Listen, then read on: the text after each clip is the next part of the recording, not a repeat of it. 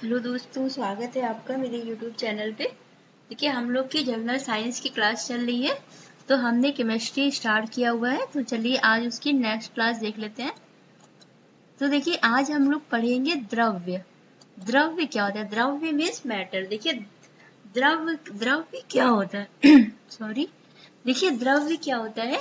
कोई भी वस्तु जो कि स्थान घेरती है, ठीक है, कोई भी प्रत्येक वस्तु जो कि स्थान घेरती है और जिसमें द्रव्यमान होता है, वो क्या कहते हैं? उसको क्या कहते हैं? द्रव।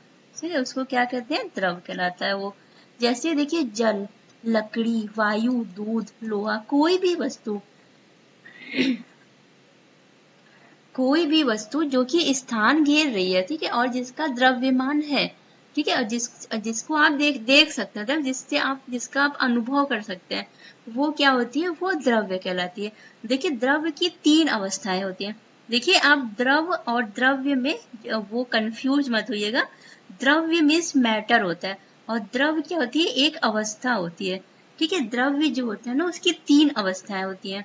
एक तो वो सॉलिड फॉर्म में होता है, एक ठोस, ठीक है, दूसरा क्या होता है? लिक्विड फॉर्म में द्रव, और तीसरा होता है गैस फॉर्म में। अगर कोई ठोस है वस्तु, तो क्या होगा? उसका आयतन और आकार क्या होगा? देखिए, अगर वस्तु ठोस है तो क्या होगा कि उसका आयतन और आकार जो है, दोनों क्या होंगे? निश्चित होंगे। ठीक है, अगर आपने देखा ना, कोई ठोस वस्तु आप लीजिए, तो उसका आयतन और आकार क्या होता है? वो हमेशा निश्चित रहता है, वो तो बदलेगा नहीं। लेकिन अगर कोई द्रव्य आपने लिया है, तो उसका आयतन तो निश्चित रहता है, परंतु आकार उसका अनिश्चित होता है।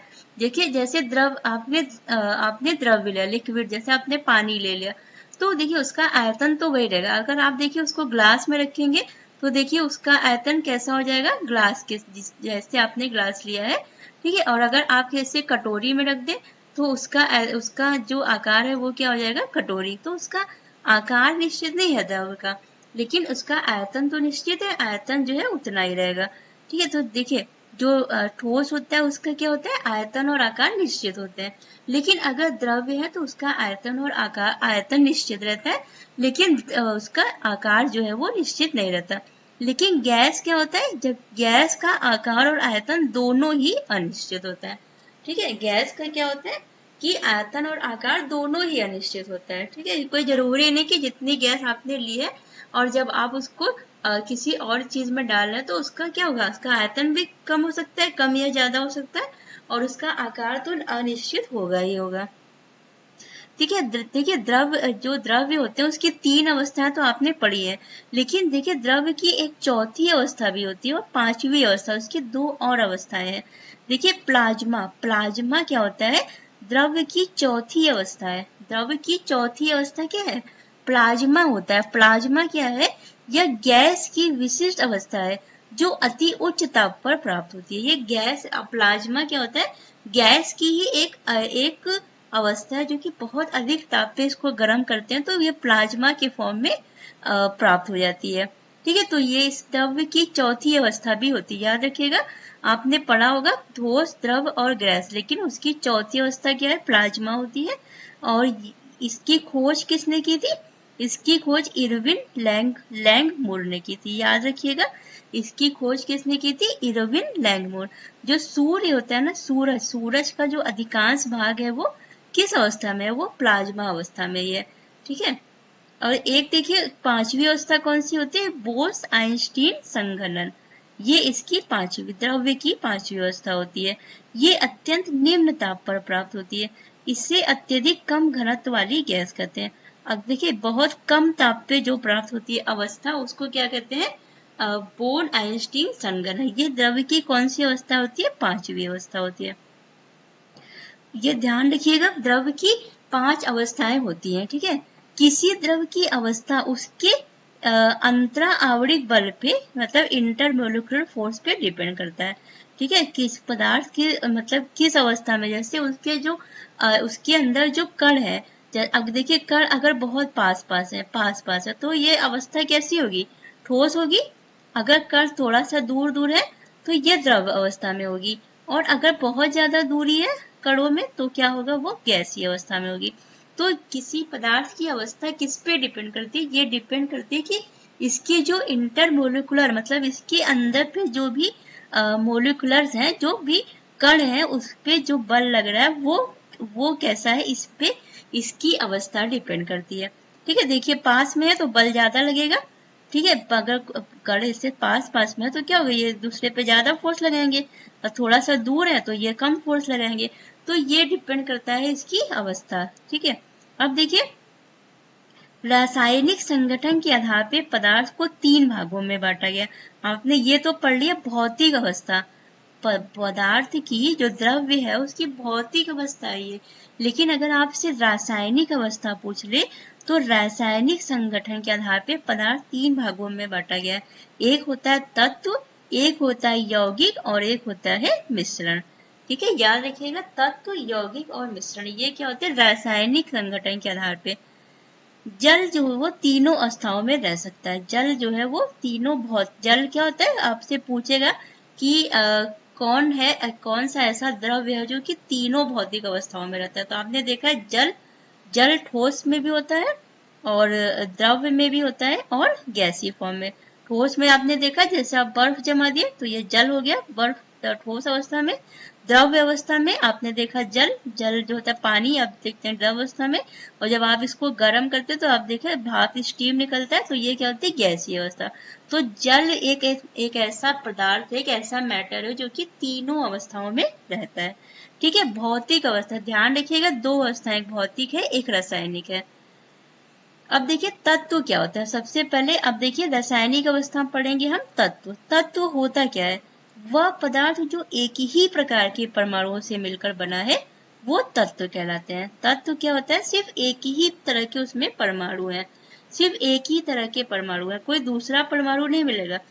ठीक है, जैसे एक पदार्थ बना रहे, पदार्थ है जो एक ही प्रकार के परमाणु से मिलकर, तो उसको क्या बोलते हैं तत्व। तत्व 2 प्रकार के होते हैं, एक होता है धातु और एक होते हैं अधातु। ठीक है, मेटल और नॉन मेटल। इस समय कितने तत्वों की खोज हो चुकी है, 118। 118 जिसमें से 92 तत्व क्या है, वो तो प्रकृति में पाए जाते हैं और शेष तत्व को तैयार किया गया कृत्रिम रूप से प्रयोगशाला में, वैज्ञानिकों ने तैयार किया हुआ है। ठीक है, देखिए मानव शरीर में उपस्थित दूसरा सबसे अधिक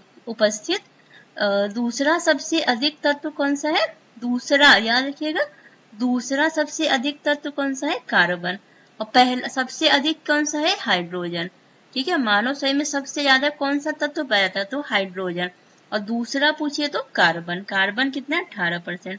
मानव शरीर में सर्वाधिक प्राप्त धातु तत्व कौन सा है, सर्वाधिक प्राप्त धातु तत्व कौन सा है, तो कैल्शियम सबसे ज्यादा पाया जाता है।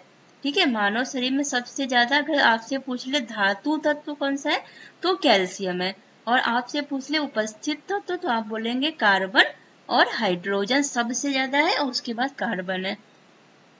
मानव शरीर में जो हीमोग्लोबिन है, हीमोग्लोबिन जो होता है जिससे कि रक्त क्या होता है, रक्त का लाल रंग किसकी वजह से होता है, हीमोग्लोबिन की वजह से। तो हीमोग्लोबिन में कौन सा तत्व पाया जाता है, वो होता है लोहा। ठीक है, जैसे बोलते हैं ना कि खून की कमी हो गई, तो खून की कमी मीन्स का हीमोग्लोबिन कम हो गया, तो आपको देखिए आयरन ज्यादा खाने को बोलते हैं। क्यों, क्योंकि इसमें क्या पाया जाता है, आयरन।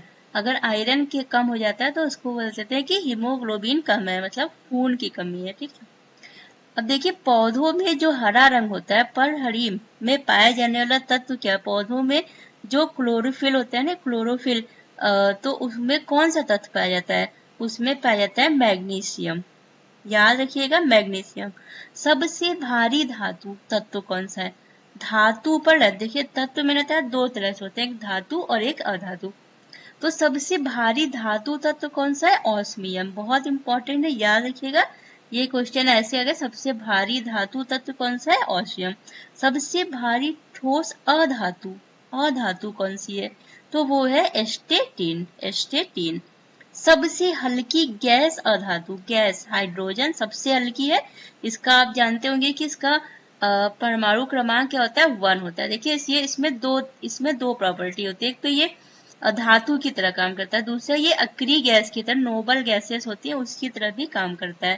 ठीक है, तो सबसे भारी ठोस धातु आपने देख ली एस्टेटिन, और सबसे हल्की गैस अधातु कौन सी है? हाइड्रोजन।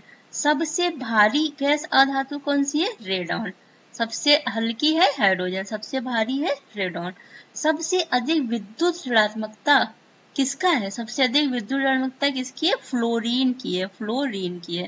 ठीक है, ये आयोडीन होता है ना वर्ग, उसमें एक आयोडीन आपने पढ़ा होगा जब आप आवर्त सारणी पढ़े होंगे पीरियड टेबल, तो उसमें आपने देखा होगा इसमें होता है ना फ्लोरीन, क्लोरीन, ब्रोमीन। ठीक है, वो जो होता है ये उसी का फ्लोरीन जो होता है उसमें क्लोरीन फैमिली का ही पार्ट है। इसमें सबसे ज्यादा क्या होती है? इसकी विद्युत ऋणात्मकता सबसे ज्यादा होती है।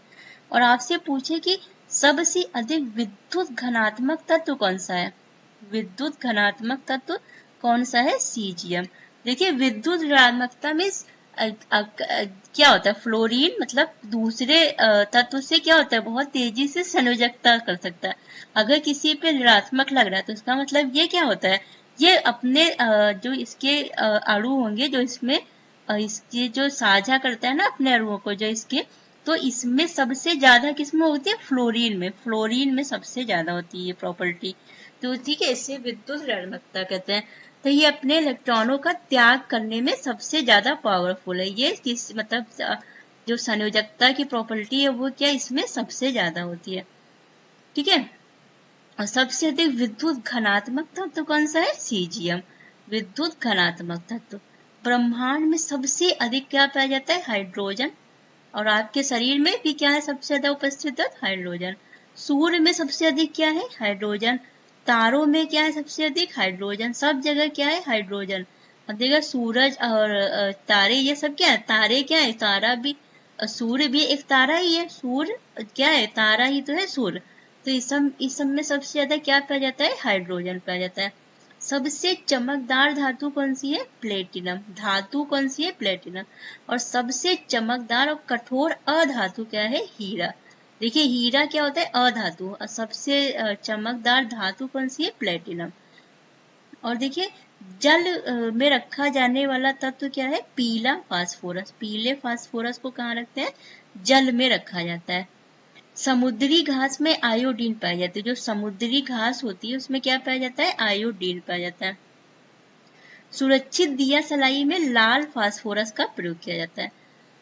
ठीक है, जो सुरक्षित दिया सलाई होती है उसमें कौन सा किस तत्व का का प्रयोग किया जाता है? लाल फास्फोरस। कौन सा यूज किया जाता है? फास्फोरस लाल। देखिए ये आपसे पूछेगा कि सुरक्षित दिया सलाई में किसका प्रयोग किया जाता है? आपको दिया लाल फास्फोरस, काला फास्फोरस। तो आप ध्यान रखिएगा कि लाल फास्फोरस होता है वो सबसे सुरक्षित होता है।